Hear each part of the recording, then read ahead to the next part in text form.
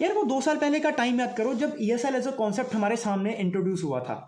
भाई कैसे यूएफा और फीफा ने चढ़ चढ़ के हर एक क्लब के गुद्दी पे थप्पड़ मारे थे, दे रैप्टे पे रैप्टे। उन्होंने धमकी दी थी हर एक बेसिकली क्लब को कि जो भी कोई क्लब इस लीग में पार्टिसिपेट करेगा, हम उसकी टुई पे इतने थप्पड़ मारेंगे, उस एक पर्टिकुलर फुटबॉल क्लब की टुई को बांदर की टुई जैसा लाल कर देंगे।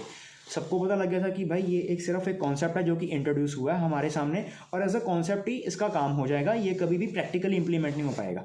मगर कल की भाई यूरोपियन कोर्ट की जजमेंट के बाद पूरी की पूरी यूरोप की फुटबॉल बदलने वाली है और बदलनी चालू हो भी चुकी है। यार ईएसएल को लाने का मेन रूट कॉज क्या था, अगर तुम्हें नहीं पता तो ईएसएल को लाने का मेन कारण ये था, every fucking club wants to earn more money.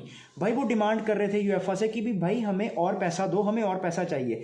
अगर तुम्हें नहीं पता तो basically for a very kind information, UEFA जो कि एक गवर्निंग बॉडी है, उनके अंडर जितने भी टूर्नामेंट्स होते हैं, UEFA champions league, UEFA Europa league, मतलब अगर मैं बात करूं कॉन्फ्रेंस लीग की, इन सभी टूर्नामेंट से कमाया हुआ पैसा मोर देन 50%, 60% पैसा यूएफए अपने पास रखती है और बाकी का बचा कुचा चिल्लड़ 30% वो फुटबॉल क्लब्स के बीच में बांट देती है। फुटबॉल क्लब्स को लगा कि भाई यार खेल हम रहे हैं, मरा अपनी हम रहे हैं, प्लेयर्स हमारी टीम के इंजर्ड हो रहे हैं, प्लेयर्स हमारे क्लब के इंजर्ड हो रहे हैं, उनका साम संभाल भी हम कर रहे हैं, और हमसे ही कमाया हुआ पैसा तुम अपने पास ज़्यादा कैसे रख सकते हो। ये एक बेसिक लॉजिक था, ये एक बेसिक साइकोलॉजी थी जिसके तहत ये एक लीग को स्थापित किया गया था। अभी के वक्त भाई इस लीग को खुली छूट मिल चुकी है, कोई भी गवर्निंग बॉडी इस लीग के अंदर दखल अंदाजी नहीं कर सकती।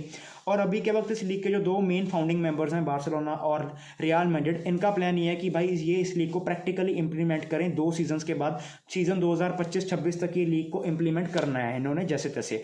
और जो कि भाई मेरे को पापा पेरिस के ऊपर पूरा भरोसा है, वो भाई कुछ ना कुछ जैसे तैसे करके ले आएगा सब। भाई तुम कोई भी बड़ी लीग का नाम ले लो, either it is EPL, either it is Bundesliga, either it is La Liga, हर एक लीग के हर एक बड़े क्लब ने इस लीग में पार्टिसिपेट करने से मना किया है। इसके बारे में मैं तुम्हें अच्छे से आगे बताऊंगा कि वो क्या राम कहानी है। लेकिन अगर मैं इस लीग के स्ट्रक्चर की बात करूं तो भाई ईएसएल के अंदर इटसेल्फ 3 लीग्स का इन्होंने प्लान किया, जिसमें स्टार लीग, गोल्ड लीग और ब्लू लीग होने वाली है। यार स्टार लीग को तुम ऐसा मान सकते हो कि ये एक यूएफए चैंपियंस लीग की तरह बिहेव करेगी, गोल्ड लीग को या तुम ऐसा मान सकते हो कि यार ये एक यूएफए यूरोपा लीग की तरह काम करेगी, और ब्लू लीग को भाई तुम ऐसा कॉन्फ्रेंस लीग मान सकते हो। और यार यहाँ पे तुम बोलोगे यार ये कैसे नाम रखे हैं, स्टार, गोल्ड, ब्लू, तो भाई ये लो यूरोपियन यूनियन का मैप तुम्हारे सामने है, यहाँ से इन्होंने बेसिकली इंस्पिरेशन उठाई है स्टार, गोल्ड और ब्लू की। इस एक लीग में टोटल 64 टीम्स खेलेंगी, जिसमें 16 टीमें खेलने वाली हैं स्टार लीग में, 16 टीमें खेलेंगी गोल्ड लीग में, और रह गई बाकी 32 टीम्स वो तुम्हारी खेलेंगी ब्लू लीग में। स्टार लीग और गोल्ड लीग का स्ट्रक्चर बिल्कुल सेम तैयार होने वाला है, जहां पे 2 बेसिकली ग्रुप्स बन जाएंगे 8-8 टीम्स के, एंड इन दोनों ग्रुप्स की टॉप 4 की टीम्स आगे क्वालिफाई कर जाएंगी नॉकआउट्स के लिए। ब्लू लीग की बात करूं तो भाई इसमें टोटल 4 ग्रुप्स बनने वाले हैं 8-8 टीमों के। Top 2 teams from the every group will be qualifying for the knockouts. And the most important thing is कि भाई रेलीगेशन एंड प्रमोशन कैसे काम करेगा, तो भाई जो स्टार लीग की जो बॉटम 2 टीम्स होंगी वो रेलीगेट होके आ जाएंगी गोल्ड लीग में, और जो गोल्ड लीग की जो टॉप 2 टीम्स होंगी, जो टॉप 2 फाइनलिस्ट होंगे, वो बेसिकली पहुंच जाएंगे स्टार लीग में। और वहीं पे अगर मैं ब्लू लीग की बात करूं तो भाई बॉटम की जो 20 टीम्स होंगी वो रेलीगेट हो जाएंगी, और उनकी जगह और नई टीम्स को लाया जाएगा। हर सीजन ऐसा ही होने वाला है। एंड इस टूर्नामेंट का टाइम स्टैम्प कितना होने वाला है, भाई ये बेसिकली टूर्नामेंट तुम्हारा सितंबर से लेके अप्रैल तक चलेगा। एंड अगर मैं बात करूं तो भाई ये बेसिकली टूर्नामेंट्स तुम्हें डबल अमाउंट ऑफर करते हैं हर एक फुटबॉल क्लब को, जितना पैसा तुम्हें बेसिकली यूएफए वाले ऑफर करते हैं हर एक मैच खेलने का, उससे डबल अमाउंट ही ऑफर करेंगे, रफली अराउंड 4-4.5 मिलियन यूरोस। और अगर मैं स्ट्रीमिंग राइट्स की बात करूं तो भाई ये टूर्नामेंट बिल्कुल फ्री ऑफ कॉस्ट तुम्हें किसी एप्लीकेशन पे फ्री में स्ट्रीम करने को, फ्री में देखने को मिल सकता है, बिकॉज भाई तुम्हें पता है, ताकि तुम्हें पहले देखने की आदत पड़े। इनका मेन कहने का मतलब वही है। इसी के साथ यार जो यहाँ पे मेन दिक्कत वाली बात ये निकल के आती है वो ये है कि यार हर एक लीग अभी के वक्त इस टूर्नामेंट को मना क्यों कर रही है। अभी के वक्त यार फिर यहाँ पे तुम लोग बोलोगे कि यार अगर ये इतना ही पैसा ऑफर कर रहे हैं तो हर एक लीग और हर एक क्लब बेसिकली मना क्यों कर रहे हैं। यहाँ पे यार अभी बहुत सारे लोग बोलेंगे कि हाँ ठीक है यार प्रेशर आ रहा है ऊपर की तरफ से, जो बेसिकली फुटबॉल की गवर्निंग बॉडीज है, फीफा और क्या बोलते हैं अपना यूएफए, उनकी ओर से बहुत ज़्यादा गंदा प्रेशर आ रहा होगा। ये भी एक रीज़न है, मगर एक और जो बहुत बड़ा रीज़न है वो ये है कि भाई इसमें एक बहुत बड़ा ड्रॉबैक है। इस एक लीग में एक बहुत बड़ा ड्रॉबैक ये है कि भाई अगर कोई टीम स्टार लीग में एक सीज़न बढ़िया खेल लेती है तो फिर से वो अगले सीजन उसी ही पोजीशन में स्टार लीग से अपना सीजन को कंटिन्यू करेगी। आइदर तुम्हारी कोई भी पोजीशन हो तुम्हारी खुद की डोमेस्टिक लीग में। फॉर एग्जाम्पल अगर तुम्हें नहीं समझ आया तो मान के चलो बार्सिलोना हक देती है चैंपियंस लीग में, ठीक है, और बार्सिलोना हक देती है अपनी डोमेस्टिक लीग ला लीगा में। तो अभी चैंपियंस लीग का क्या रूल है कि भाई ला लीगा से जो टॉप 4 टीम्स होंगी वो बेसिकली चैंपियंस लीग में क्वालिफाई करेंगी, और अगर बार्सिलोना टॉप 4 में नहीं आती तो वो चैंपियंस लीग से ही बाहर हो जाएगी। तो बार्सिलोना की जगह अगर कोई टीम टॉप 4 में आती है तो वो टीम बेसिकली चैंपियंस लीग में खेलेगी। इसमें ऐसा नहीं होने वाला है।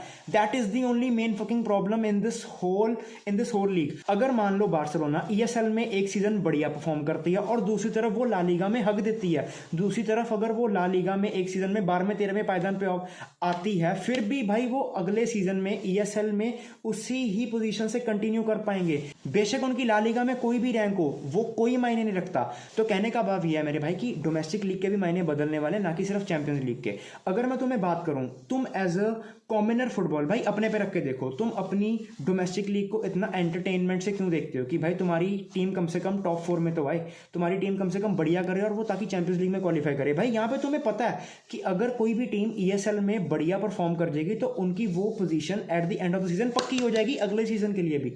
उन्हें धक्के नहीं खाने पड़ेंगे अपनी डोमेस्टिक लीग में भी बढ़िया परफॉर्मेंस देने के लिए।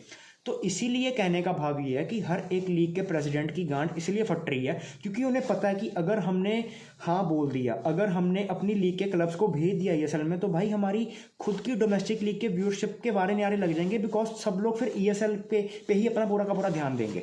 वो एक मेन चीज़ है, वो एक बहुत बड़ा ड्रॉबैक है इस एक पर्टिकुलर लीग का। बाकी यार देखो, ये मेरा खुद का ओपिनियन है। अभी तुम लोग यहाँ पे मुझसे पूछोगे कि क्या मैं फेवर में हूँ ईएसएल के। भाई देखो, अगर तो ईएसएल अपना डोमेस्टिक लीग के साथ बढ़िया टाइप्स कर लेती है, डोमेस्टिक लीग के प्रेसिडेंट से जाके बात करे, उनके साथ एक बढ़िया लिंकअप बनाए, टाइप कर ले कुछ, और अगर ईएसएल चैंपियंस लीग को रिप्लेस करने में कामयाब हो जाती है और अगर इन फ्यूचर करती भी है, भाई I am standing with ESL, I am definitely with ESL. मैं तो पक्का ईएसएल के साथ खड़ा हूँ। और क्योंकि यार तुम अगर देखो ना, अगर पूरा का पूरा पैसा जैसे ये बोल रहे हैं, वैसे जैसे अगर ईएसएल वाले बोल रहे हैं कि पूरा का पूरा पैसा हम बेसिकली जो so called respective football clubs हैं उन्हीं को ही बांट देंगे, कोई भी एक सेंट्रल ओन्ड क्या बोलते हैं, कोई बॉडी नहीं होने वाली, ठीक है ना, गवर्निंग बॉडी नहीं होने वाली। अगर तो वैसा चलता है तो भाई ठीक है, नहीं तो भाई तुम्हें भी पता है, मेरे को भी पता है कि ईएसएल के जो ऑर्गेनाइजर्स हैं वो प्राइवेट पार्टी हैं, वो एक बेसिकली प्राइवेट ओन फर्म्ड है, A22 करके है कुछ ऐसा, A22 स्पोर्ट्स हैं। तो भाई अगर प्राइवेट वाले अपनी पे आ जाएं तो भाई they are ruthless for profits. वो तुम्हें भी अच्छे से पता है, मेरे को भी पता है। तो भाई अगर वैसा कुछ होता है फिर तो भाई इससे अच्छा यही ठीक है जो ऑलरेडी इतना बढ़िया तरीके से चल रहा है। और अगर वैसा कुछ नहीं होता फिर तो भाई ESL is all the way, मतलब बहुत ही बढ़िया लीग साबित होगी to the every football club. बाकी यार देखो, ये तो अभी आने वाले फ्यूचर में हमें अच्छे से पता लगेगा कि क्या राम कहानी निकल के आती है ईएसएल की, क्या ईएसएल जनरली बढ़िया साबित होता है to the every football club right now. बाकी यार ठीक है, देखो यार, thank you for listening as always and God bless you all. भाई इस वीडियो को शेयर करो to the every football fan जो अभी के वक्त कंफ्यूज है कि ईएसएल की क्या राम कहानी है, मेरे को समझ नहीं आ रहा, ठीक है ना, उसके साथ इस वीडियो को शेयर करो।